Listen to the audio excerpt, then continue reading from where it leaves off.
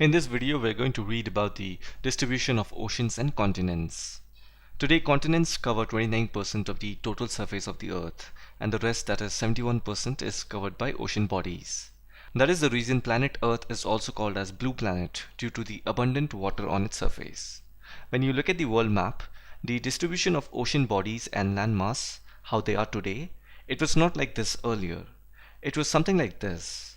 So in this chapter, we will understand how, why, and what made them change so much that it changed from the picture on your left to the picture on your right. We will also learn how scientists came to know about this, because scientists and philosophers are the ones who formed theories and collected evidence regarding the structure of the Earth. Therefore, it gets very fascinating to know about their way and methods of coming to a conclusion, which every one of us today are reading about. Let's begin with the first topic, continental drift. Continental drift is a theory based on the fact that if you look at the coastline of both sides of Atlantic Ocean, which is these two places basically, you will see some similarity. It looks as if they were together as one landmass once upon a time, and then it broke apart.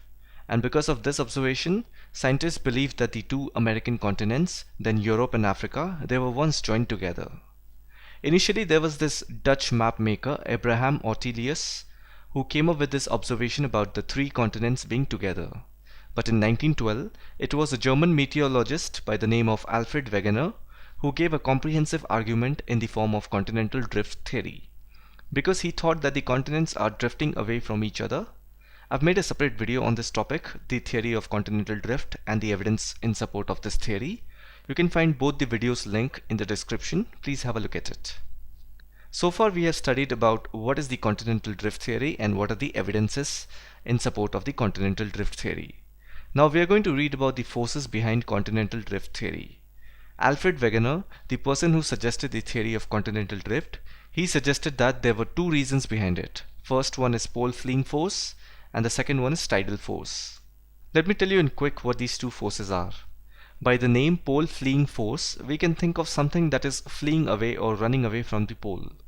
In this case, we are talking about the landmass that is fleeing away from the South Pole. Because initially it was considered that Pangaea was originated near South Pole, and the Earth's centrifugal forces caused Pangaea to break apart and the resultant continents to drift towards equator. The second force that was suggested by Wegener was the tidal force. It is due to the attraction of the moon and the sun that develops tide in oceanic water. So Wegener believed that it is due to these two forces that worked for millions of years led to breaking of continents. Now there is a twist in this theory. Most scholars consider these forces to be totally inadequate, meaning they did not find enough strength in these two reasons that were suggested by Wegener, which ultimately led to the rejection of his theory. So please remember, it is due to the invalid reasons presented by Wegener led to the rejection of his theory on continental drift. And those invalid reasons were pole fleeing forces and tidal force. Now we are going to read about post-drift studies, meaning after the rejection of Wegener's continental drift theory, there was some more research and studies done so that it would be better to know that what if there are some unknown avenues which were left unexplored. Now the problem with Wegener's theory on continental drift was the evidence, which were completely focused towards landmass. In fact, they were collected from landmasses. So if you remember from the video evidence in support of continental drift theory, again the video link is in the description, we spoke about distribution of fossils of flora and fauna or deposits like tillite. So all these evidences were focused towards landmass. Now Alfred Wegener proposed his theory on continental drift in 1915. That was the time of World War I. A number of discoveries during the post-war period added new information to geological literature.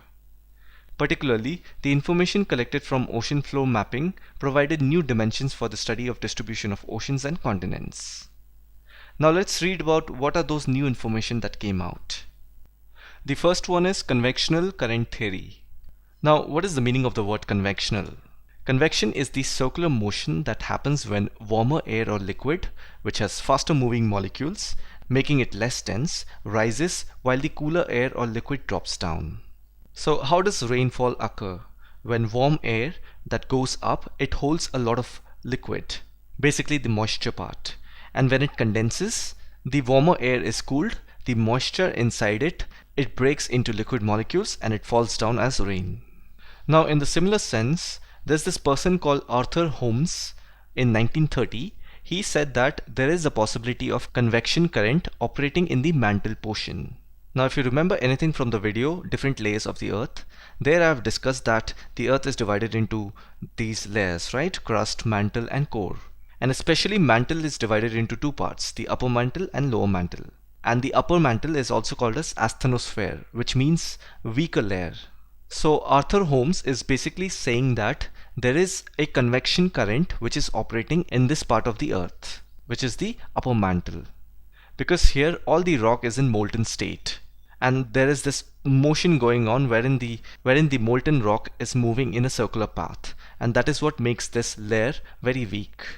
So Arthur Holmes says that there exists a system of such currents in the entire mantle portion. So this was a very major contribution to our understanding of how the earth works. And this also became the basis on which the contemporary scientists discarded the continental drift theory. So I hope you understood the convectional current theory. Now we are going to read about mapping of the ocean floor. By the very name you can understand that it speaks about mapping or exploring the ocean bed. So while mapping, the scientists found that ocean floor is not just a vast plain, but it is full of relief, meaning it has similar uneven surface like we have on landmass. There are mountain ranges as well as deep trenches and then deep valleys in the ocean bed. So trenches are deep cavity or crack in the ocean bed. They usually occur when two continental plates move apart. There's another thing called the mid-oceanic ridges. Ridges are long mountain ranges. Now imagine how there could be a long mountain range inside the ocean. And the reason behind that is due to volcanic eruptions. So always remember, right under the crust we have the mantle. Mantle is again of two types, that is upper and lower mantle. But this mantle consists of molten rocks that keeps circulating. That is why the mantle is not a stable layer of the earth. So whenever there is a volcanic eruption, the magma comes out of the oceanic crust. It then becomes solidified rock after cooling. This solidified rock is also known as oceanic crust. And this oceanic crust after repetition forms oceanic ridge. Ridge is an uplifted landmass that looks like a mountain range. So what the scientists did was they took samples of rock particles from this ridge area as well as from the continental area. They just wanted to experiment and see which one of them is younger in terms of age. And it turned out that the sample of rocks that were collected from the ridge area is younger, and that has to be obviously younger because the volcanic eruption is happening every now and then. So newer molten rocks are forming layers of oceanic crust. And this was an interesting finding which made the post-drift studies more real and valid. Now we're going to read about ocean floor configuration. Here the entire ocean floor has been divided into three segments, and it has been done purely based on the depth as well as relief, meaning based on the looks. Let's read about each segment of the ocean floor. The first one is continental margin. By the heading you can again figure out that it's talking about area between the shore, that is continental shore, and deep sea basin.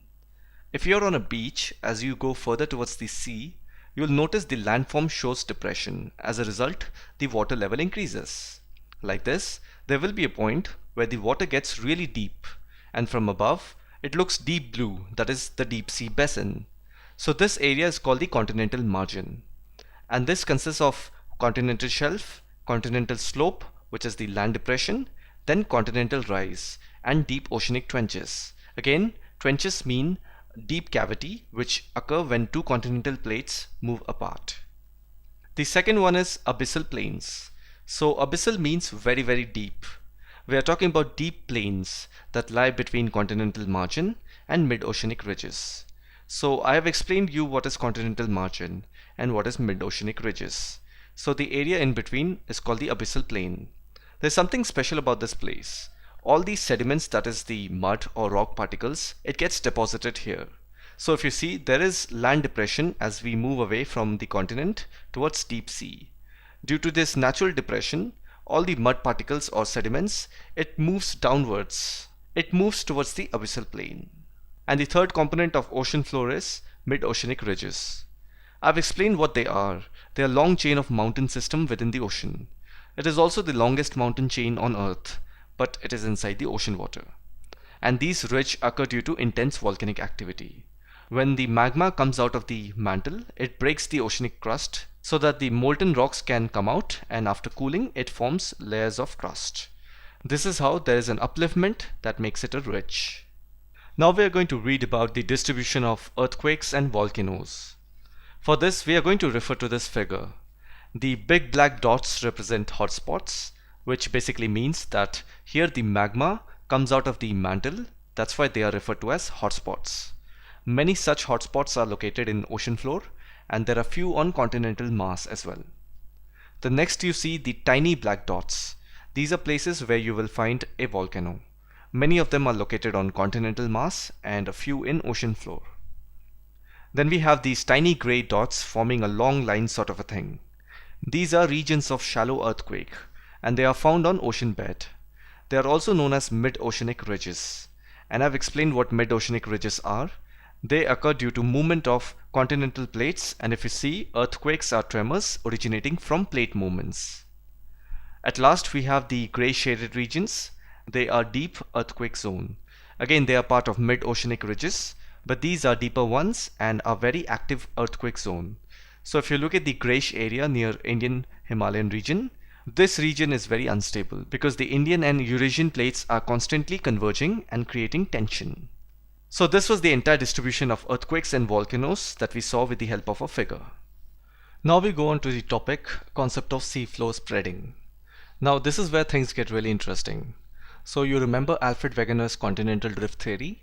In case you haven't seen the video, I recommend you do so. The video link is in the description, or you can also click on the info card on top. Wegener's theory focused more on the continental evidence, like the fossils of animals found in various continental landmasses, then how the South American East Coast kind of looked like a missing puzzle when joined with the African West Coast. So things like that were Alfred Wegener's arguments.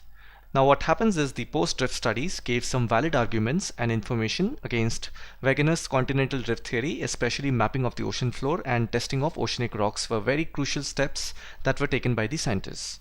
They revealed some real facts that gave the post-drift study good amount of weight when compared to Wegener's continental drift theory.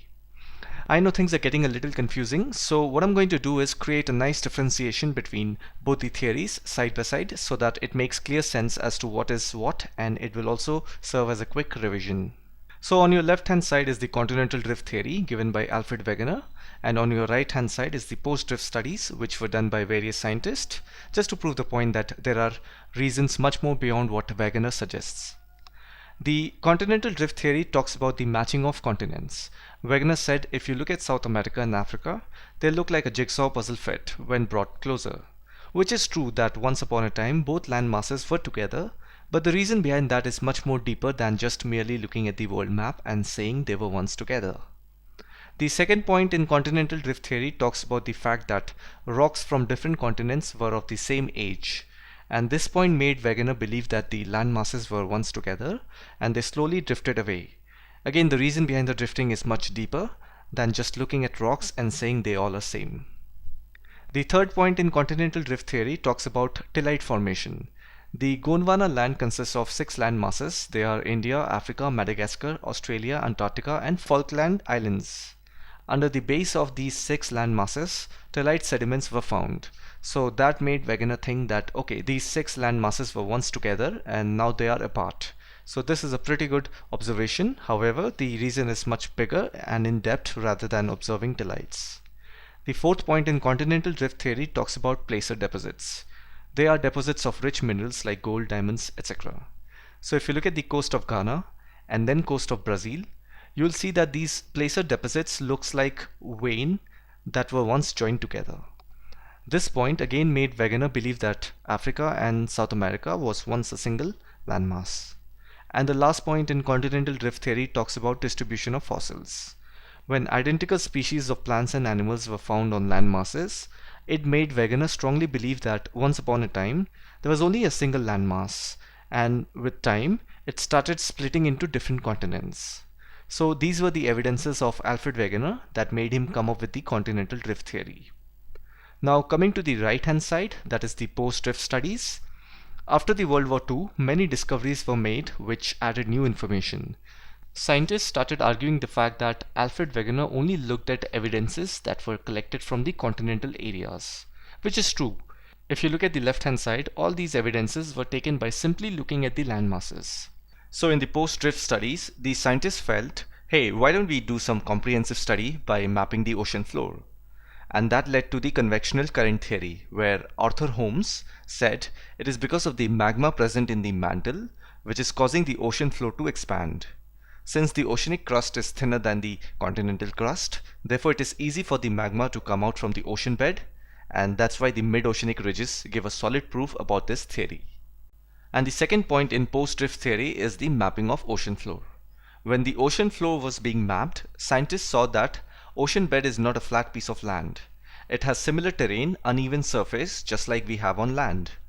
This was an astonishing finding. And then they also went on to find mid-oceanic ridges on the ocean bed, which are these long range of mountains that were formed due to the rocks that came out of the mantle in the form of magma. And when scientists took samples of rock from the mid-oceanic ridges as well as from the continental side, they found that the rocks from the mid-oceanic ridge were comparatively younger in age. Hence, they concluded as we move away from the mid-oceanic ridges, the age of the rocks increases. So this was the post-drift studies, which totally focused on the concept of seafloor spreading. That is, the ocean floor gets pushed to the opposite side due to volcanic eruptions at the crest and making the seafloor spread, and it was presented by Harry Hess in 1961. Whereas the continental drift theory by Alfred Wegener focused on the argument that all the continents were once upon a time a single continental mass named Pangaea, and then this single continental mass began to split into smaller ones, and that's how the world looks today. So if you see, two totally different theories proposed by two different people. Hold on, we are not done yet. Now we have a third concept, which brings us to the topic plate tectonics. Now this is the third concept that tries to answer the questions related to distribution of oceans and continents. If you see, this entire chapter so far has been trying to answer the questions related to distribution of ocean and continents. I mean, that's what the title says, and we have so far seen two theories. The concept of plate tectonics was presented by Mackenzie, Parker, and Morgan, three people in 1967, just after 6 years of Hess's sea floor spreading theory. So what the plate tectonic concepts say is the lithosphere, which is also the combination of crust and upper mantle, it is in the form of irregular slab of solid rock. So think of the lithosphere as a large plate, and now when a plate breaks, this is exactly what it looks like. When we say irregular slab of solid rock, this is what the plate tectonics concept is suggesting. So we know that lithosphere consists of crust and upper mantle, and the crust is both continental as well as oceanic in nature. The oceanic crust is thinner than continental, but in general it is one complete crust. Hence the lithosphere covers both ocean as well as land. And now when we think of a plate, we can easily relate that a plate consists of land as well as ocean. Doesn't matter which of the two occupy a larger portion of the plate. Now let's look at the world map. According to this new concept, which is plate tectonics, our entire Earth's surface is divided into 7 major and some minor plates. And these major plates are: the first one is Antarctica and the surrounding oceanic plate, and the second one is North American with Western Atlantic floor separated from South American plate along the Caribbean Islands plate. The third one is South American with Western Atlantic floor spreaded from the North American plate along the Caribbean Islands plate. And the fourth one is Pacific plate, and the fifth one is India, Australia, New Zealand plate, and the sixth one is Africa with the Eastern Atlantic floor plate. And the seventh one is Eurasia and the adjacent oceanic plate. Now let's look at some minor plates. The first one is Cocos plate, which is between Central America and Pacific plate. Then we have Nazca plate, that is between South America and Pacific plate. And then we have Arabian plate, mostly the Saudi Arabian landmass. Then we have Philippine plate between Asiatic and Pacific plate. And then we have Caroline plate between the Philippine and Indian plate north of New Guinea. And the last one is Fuji plate, that is northeast of Australia. Now the reason this plate tectonic theory is so interesting is because it makes a very important argument that continents do not move. In fact, continents are part of these plates, and it is the plates that has been moving throughout the history of Earth. And it will continue to do so in the future as well. I hope you're getting what I'm trying to say. So if you remember, Alfred Wegener said that initially everything was one single landmass named as Pangaea, but according to new discoveries, it is now believed that Pangaea existed due to the convergent mechanism of plates on which continents reside. Convergent means coming closer. Now we're going to read about three types of plate boundaries. The first one is divergent boundaries. The meaning of the word divergent is pulling away. So plates that moves apart from each other is due to divergent mechanism, and it creates a fault or depression which is known as divergent boundaries. Places where plates move away is also known as spreading sites. One such example is the Mid-Atlantic Ridge. Here the American plate is separated from Eurasian and African plates. The second one is convergent boundaries. Now convergent is opposite of divergent, meaning coming closer. So what happens when two plates come towards each other? One plate dives under another, and it is usually the smaller plate that converges under the bigger plate, leaving that land area a little uplifted. So this mechanism happens between an oceanic and continental plate, then between two oceanic plates, and then finally between two continental plates. The third one is transform boundaries. In this mechanism, what happens is the motion of the plate is horizontal. Or in other words, here the two plates slide past one another. I mean, the best way to imagine is look at this picture and see how the plates are moving past one another. Now that we have read about different plate movements, it's time to understand what is the rate at which these plates move. I don't know whether you've seen this program that used to come on Discovery called Strip the City. In that they discussed in one of the episodes how geologists find the rate at which the plates are moving. It is very fascinating to see what they do is they place sensors all over the regions to record movements of a plate. They use an instrument called creep meter. It monitors the slow surface displacement of an active geologic fault in the earth. Its objective is to record the tension that's building up in the faults. They put two rods attached with steel wire, so when the surface starts moving, it pulls the wire and the geologists measure that expanding gap. It's usually measured in millimeters, and roughly a fault moves around 5 to 10 millimeter a year. I recommend you watch that video in your free time. It's really fascinating. We now come to another important topic. What is it that is making these plates move? I mean, what is that force? So when we see Earth, we see this round solid body floating in space, right? But I want you to know this solid body is not motionless. If you have seen my video on different layers of Earth, in that I have explained the mantle consists of molten rock and how this magma moves in a circular manner, making the upper mantle a weak layer. And from this weak layer, often heated material rises to the surface, spreads and then sinks back again. This cycle keeps repeating over and over to generate what scientists call a convection cell or convective flow.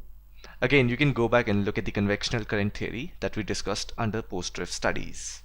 So to answer the question, what is the force that is moving these plates? The answer is, it is the soft mantle and the circular flow of heated material inside the earth, which is the driving force behind the plate movement. Coming to the last topic of this chapter, movement of the Indian plate. Okay, let me just quickly wrap up this topic in the most shortest and simplest form. Look at this picture. It's the movement of Indian plate. So initially India was part of this huge Australian plate. It was like India was a large island situated off the Australian coast. And this Australian plate was part of the Gondwana land. We are talking about 200 million years ago. Then India broke from the Australian plate and started moving upwards towards the Eurasian plate. About 40 to 50 million years ago, Himalaya started forming. And it is due to convergent mechanism. We have read about this when two plates come closer, a rapid uplift of land surface takes place. That's how Himalaya came up. Before all of this, in between India and Eurasian plate, there was the Tethys Sea and the Tibetan block. While moving upward, roughly around 60 million years ago, the Indian plate faced some events like outpouring of lava, and that's how the Deccan Trap were formed. And you'll find all igneous rock there. So igneous rock is formed from solidified lava. That's how we are sure of the volcanic eruption that happened on the Indian subcontinent. The Indian plate includes Peninsular India and the Australian continental portions. And then if you see the Indian plate, the northeastern side, it extends through Rakinyomo Mountains of Myanmar towards the island arc along the Java Trench. So if you see, the northeastern side is going inside of the Eurasian plate a little bit. And on the western side, we have the Arabian plate, which extends up to the Red Sea. And then if you go to the southern part, the Antarctica plate. So you can see the oceanic ridge, which is a divergent boundary. It is connected to the Indian plate. So it's kind of a nice mapping system when you look at these plates, how they are well connected with each other. So anyways, that was all about the movement of the Indian plate. So basically in this chapter we discussed about three important theories that shape the reason behind the distribution of oceans and continents. They are continental drift theory by Alfred Wegener, then the concept of sea flow spreading, which is referred to as post-drift theory proposed by Harry Hess, and then finally the concept of plate tectonics presented by Mackenzie, Parker and Morgan, which is now well accepted theory when it comes to the reason behind the distribution of oceans and continents. With this we have come to an end of this chapter. Question answer can be found on the website. Link is there in the description. Thanks for watching and I'll see you in the next one. If you want to see more of such educational content, make sure you're subscribed. By doing so, you'll get an alert when my next video comes. Thanks for watching and I'll see you in the next one.